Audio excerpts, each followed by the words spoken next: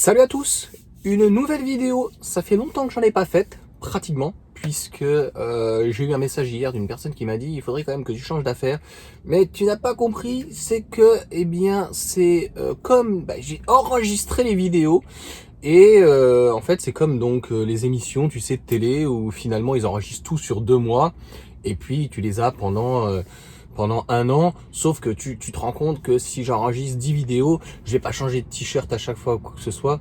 Moi qui prône donc plutôt le fait de pas gaspiller les choses ou quoi que ce soit. Donc là tu vois, j'ai changé de t-shirt. C'est magnifique. Ah bon, fin de la parenthèse, on va parler de Tesla, du modèle Y et de la grande autonomie, et peut-être du modèle 3 grande autonomie aussi qui arrivera certainement peut-être l'année prochaine. En tout cas, c'est une variante pour Tesla qui coûte à chaque fois, on va dire, que dalle. Et donc, il est enfin arrivé en Belgique et en Allemagne. Merci donc à Maxime pour cette information. Et c'était important donc de revenir, puisque c'est inévitable, elle va arriver en France. La seule question qui reste à savoir, c'est est-ce qu'elle va être éligible ?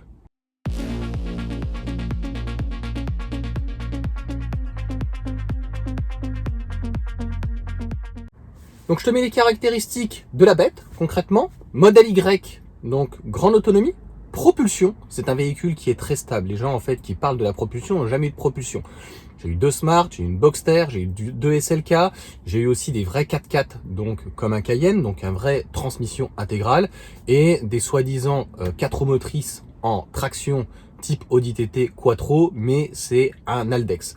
Donc je tiens à dire que le modèle Y, même en propulsion, ou que ce soit un modèle 3, mais même un modèle Y, en propulsion, 5 secondes, 6 secondes, 7 secondes, de toute façon le comportement routier est dans l'ensemble excellent, le permet, sous la pluie. Après bien sûr, il faut faire attention à sa vitesse. J'avais fait une vidéo un petit peu coup de gueule en disant ça reste quand même un véhicule de près de 300 chevaux. Alors là on ne sait pas trop quel moteur avec Tesla ils utilisent. Est-ce que ça va être un 300, 320, 349? Ce qui est important, c'est la caractéristique, et dans la dernière vidéo je t'avais dit logiquement on ne devrait pas rester sur des 6 secondes 9, puisque je pense que c'était la batterie donc BYD au niveau donc je ne sais pas si c'est au niveau de sa tension ou quoi que ce soit, qui faisait que le moteur entre guillemets était bridé, puisque en Chine, la CATL délivrait donc 5 secondes 9, si tu arrives à te rappeler. Donc 5 secondes 9 chez les Chinois CATL, mais je t'avais dit, c'est bizarre, ça ne se traduit pas donc pour le modèle Y amélioré donc au Canada, et on est resté donc sur 6 secondes 9. Et là je te dis, logiquement, comme pour le modèle 3 qui faisait 6 secondes 1 et qui est passé donc avec la batterie nickel, manganèse, cobalt par rapport à la batterie LFP, c'est sûr qu'on peut comprendre que des personnes qui s'intéressent pas du tout aux chimies, malheureusement sont complètement larguées et ne comprennent rien. Donc on était à 6 secondes 1 et on était passé à 5 secondes 9.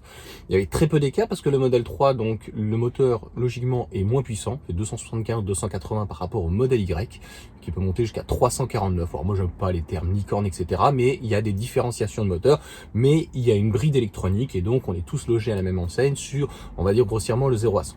Alors il y en a pareil qui vont me dire oui mignonne, ça ne m'intéresse pas, et ben moi je kiffe. Et donc concrètement ça se traduit par 6 secondes 9, tu passes à 5 secondes 9, ce qui est tout à fait donc cohérent, puisque je t'avais aussi expliqué que la batterie donc BYD, avec ses grandes qualités mais aussi ses petits défauts, était plus lourde que la CATL, malgré qu'elle soit en structurelle, donc ça veut dire qu'elle fait la structure en même temps que l'apport donc de la batterie, et on 8 kg de plus, donc logiquement en NMC, 77 kWh, je sais plus c'est du net ou du brut.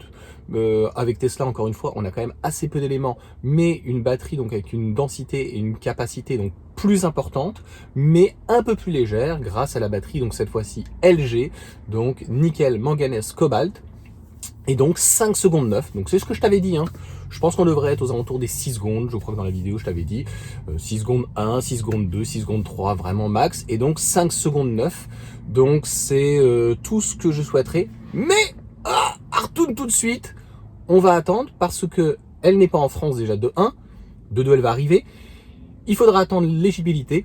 Et a priori, c'est un véhicule qui va sortir entre 48 et 49 000 euros. Maxime, je crois, est en train de m'écrire donc sur Instagram, et c'est comme ça qu'elle est en Belgique et donc en Allemagne, 48, 549. Donc l'augmentation de prix au-delà pour faire plaisir aux actionnaires était là pour repositionner tous les tarifs, puisque je vais me faire ma petite publicité. Donc j'ai actuellement, je crois, 6 parrains et on est du moins filleul. Et donc, j'ai eu 6 parrainages et on est limité de toute façon à 12. Les parrainages sont de 2500 points. Donc, une fois que de toute façon, j'arriverai à 12, eh bien, j'avais déjà donné à Hervé. Donc, ça sera à Olivier. Je suis désolé, par contre, on est tous logés à la même enseigne. C'est le jeu Apollo 17, ça sera plus 7500 points, mais ça sera 2500 points. Je trouve que le modèle Y dans les stocks reste une super opportunité parce que même s'il est monté à 45, eh bien, il y a 2000 € de rabais. Quand il était à 43 000, il y avait à un moment donné plus rien. Donc à un moment donné, c'est comme le train et c'est comme acheter un appartement, une maison. Faut savoir se positionner. Donc moi, je trouve que c'est le bon moment. Et on est sur 3 mois donc pour le filleul pour utiliser l'autopilote. Ouais, c'est pas terrible. Mais tu me diras aujourd'hui, maintenant 2500 points, c'est pas non plus terrible puisque si je suis pour le coup en Vendée, je me déplacerai peut-être donc sur Rennes si vraiment la personne en a besoin. Là, ça fait quand même beaucoup de kilomètres. Et sinon, donc je me déplacerai sur Maurepas. Pour moi, c'est juste à côté. Là, absolument aucun problème et ça va très vite sur Maurepas. Donc en 1 heure, on va dire, c'est plié. Et il y a Valenton où j'ai entre 35 et 1 heure de route aller. Et donc voilà, si quelqu'un donc fait donc me parraine et qu'il a besoin donc d'un coup de main au-delà du téléphone, au-delà qu'on s'appelle en FaceTime ou quoi que ce soit, et que je peux me déplacer donc au hub donc à ce moment-là, au hub donc au delivery, au centre de livraison, et ben ça sera donc en tout cas avec grand plaisir. Et si je suis disponible, hein, bien sûr, donc parce que voilà, en semaine ça devrait le faire, en week-end aussi, mais si pour le coup je suis c'est pendant les périodes de vacances et que je suis pas sur place ou quoi que ce soit, comme actuellement, ça sera compliqué. Pareil pour le modèle 3, il y a moins 4000 €, donc il est à 43 000 je crois de mémoire, ou 42, je sais plus puisque je vois 39 000, alors je crois que c'est 39 990. Bref, ce que je veux dire pareil donc sur le modèle 3, il n'y a pas d'éligibilité au bonus, mais c'est une belle opportunité. Donc voilà pour la petite parenthèse et la conclusion. Pour le modèle Y, par contre, grande autonomie, propulsion, moi clairement j'attendrai qu'il y ait des promotions, c'est-à-dire que l'idéal, ça serait qu'il soit donc 49 000 rabaissé, donc avec une remise à 47 000, tu vois, donc 46 990, qu'est-ce que c'est pénible ce genre de choses, donc 47 000, et si tu as un minimum un bonus de 4 000 €, eh bien, tu pourrais l'obtenir avec donc l'éligibilité, si elle était éligible, donc ça la ferait à 43. En plus, parce que la Tesla est très quand même agressive, donc là ils vont faire quand même très mal, c'est qu'ils proposent donc notamment en Belgique des taux à 0,90 ou 0,99%. Bref, j'ai vu une somme à 346 €, je sais plus avec, je ne sais pas avec quel apport. Par contre, c'était pas sur du 3 ans de mémoire, c'était plutôt sur du 4 ans. Donc je crois que c'était en leasing, hein, c'était pas en crédit. Voilà, après ils font des offres entre guillemets promotionnelles en fonction de chaque pays. Franchement, pour la Belgique, c'est juste fou. Donc pareil, si vous n'avez pas de parrain, je ne pourrai pas me déplacer en Belgique, ça sera avec véritable plaisir. Et puis les gens en fait avec qui je suis en contact, donc au niveau des filleuls, on est uniquement au mois d'avril. Je pense que je vais très certainement atteindre les 12 parrainages assez rapidement. Tu vois, 2500 points, c'est sûr que c'est moins intéressant. Il y a des moustiques de partout ici. Donc concrètement, faut y aller. Franchement, faut y aller. Sauf, encore une fois, je me répète, pour la grande autonomie propulsion, on va attendre donc l'éligibilité. Je préfère leur dire et rabâcher que ça soit bien compris. En tout cas, moi, personnellement, je vais attendre parce que si je peux la toucher donc à 43 et qu'en plus ils font un leasing à moins d'1%, sur 4 ans, donc 600 km, ça veut dire que sur autoroute on ferait 100 à 120 km de plus avec 5 secondes 9, on reste sur du propulsion.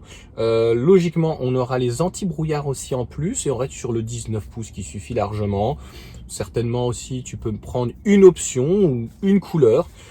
Pourquoi pas un Quicksilver, c'est vrai qu'il est magnifique mais il est un petit peu cher, je crois de mémoire, il est redescendu, il est à 2600 €. Donc voilà pour toutes ces informations condensées, ça reste sous forme de vlog, ça sert à rien. Voilà, si tu as besoin d'informations, tu mets un commentaire, tu vas regarder sur la page Tesla, ou si tu es intéressé, tu me contactes directement en message privé, ça fera le plus grand plaisir de ma femme, et puis on peut s'appeler pendant un petit quart d'heure, une demi-heure, tu vois, ce matin on va au Gros du Roi, je te raconte tout, et on peut savoir au téléphone, tu vois, pendant que je suis sur la route ou quoi que ce soit, si je peux t'aider, tu vois, que ça soit 1000, 0, 500 points, j'ai eu plein de personnes qui m'ont contacté où j'étais pas forcément parrain ou quoi que ce soit, si en fait ça peut aider, et clairement, alors voilà, il faut pas en abuser pendant 3 heures, mais si ça peut aider, il n'y a pas de souci.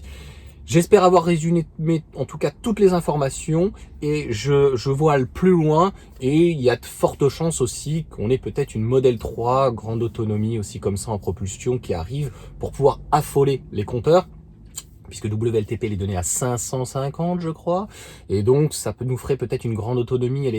Quand elle était donc l'ancienne c'était 625 ou 637, je sais plus, 35, donc il pourrait afficher une grande autonomie propulsion qui se rapprocherait peut-être des 700 km.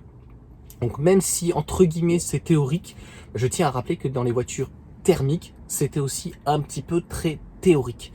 Donc il n'y a que vraiment les normes américaines où on est proche de la réalité.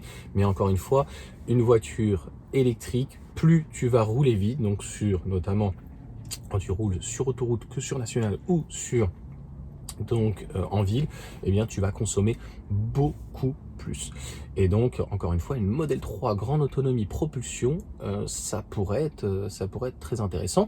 Et donc au final 5 secondes 9, tu vois, donc parce qu'un peu moins puissante au niveau du moteur même si elle est plus basse. Donc je trouve ça, enfin voilà, dis-moi ce que t'en penses en commentaire.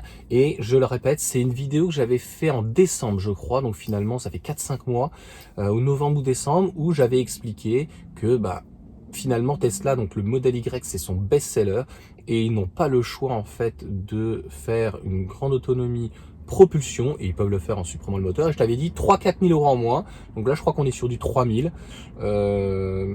et tout est cohérent, et qu'il fallait donc en tout cas produire ce genre de choses. Pareil, donc je pense en même temps, ça sera peut-être la vidéo que je produirai ici, donc à la Grande Motte, là où je suis pour le coup en vacances, qui est que ça va voir si ça va vite en tout cas, c'est que Tesla de toute façon n'a pas le choix de produire la compacte, parce que il en va directement de l'avenir de la marque, et non pas contre, entre guillemets, la Chine ou les États-Unis, parce que la compacte en fait représentera un marché limite marginal en Chine et aux États-Unis, et Tesla est relativement bien placé, en tout cas sont les seuls armés par rapport aux coûts produits donc de leurs véhicules en Chine et encore plus aux États-Unis où clairement ils dominent, et puis Canada, etc., mais pas que.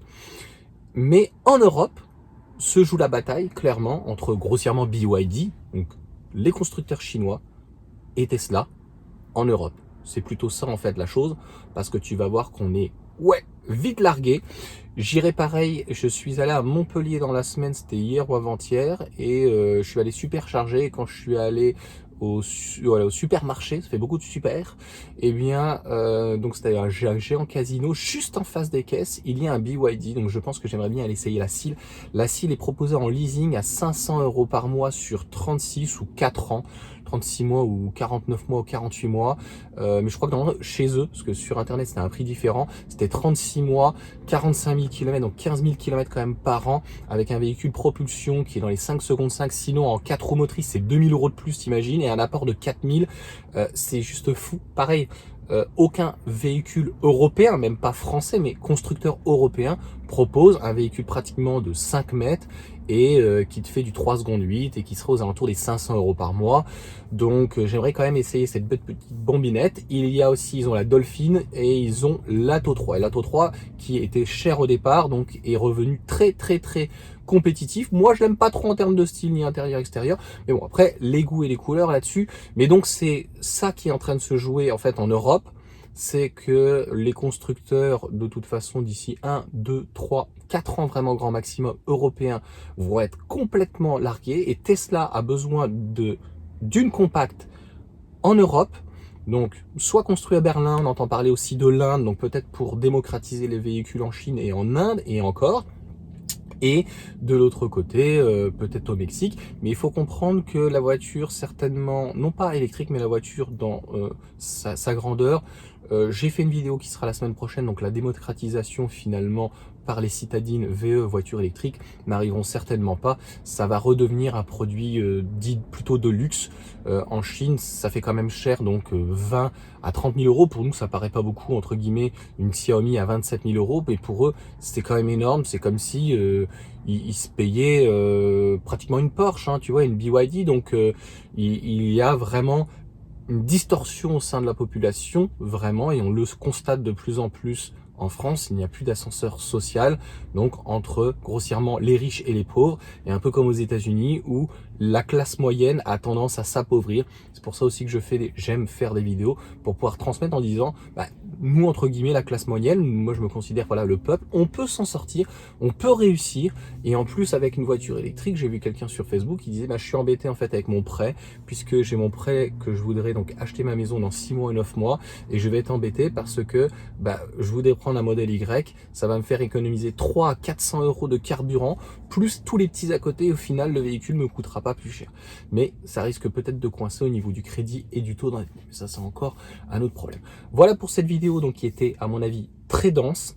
Et voilà, je ferai certainement une vidéo qui est importante et sur le fait que les ingénieurs aussi européens sont fortement dans le déni parce que il est certain qu'Elon Musk a été précurseur là-dessus, a senti que la Chine de toute façon allait faire un cap, c'est-à-dire que tu prends par exemple le chauffage, c'est pas compliqué, on est passé, on va dire, du convecteur à la maison, gaz, convecteur, entre guillemets bain d'huile, certains qui ont amélioré, mais tout de suite les promoteurs ou les constructeurs qui faisaient ou les maisons individuelles, toutes les maisons individuelles aujourd'hui sont avec donc des pompes à chaleur, que ce soit des pompes à chaleur en air, moi c'est ce que j'ai pour le coup dans ma maison en Vendée, mais souvent c'est air entre guillemets haut, donc avec un plancher chauffant. Donc moi j'aime un petit peu moins bien ça, il y a des avantages mais aussi des inconvénients. Mais le principe est le même, c'est toujours donc une pompe à chaleur, et donc on passe d'un convecteur à une PAC, à une pompe à chaleur. Et là c'est la même chose en fait avec la voiture, c'est-à-dire qu'on passe d'un thermique à une électrique et à une efficience clairement qui est beaucoup plus importante, mais là-dessus en tout cas on reviendra dans une vidéo. Je vous souhaite une bonne journée, je vous souhaite une bonne vacance pour ceux qui sont en vacances, qui se trimballent ou quoi que ce soit. On va essayer de profiter d'aujourd'hui, je crois qu'il s'annonce un excellent soleil, je suis blanc comme un cachet d'aspirine, il y a de l'intramontagne ici, c'est une catastrophe, il fait froid. Allez sur ce, ciao.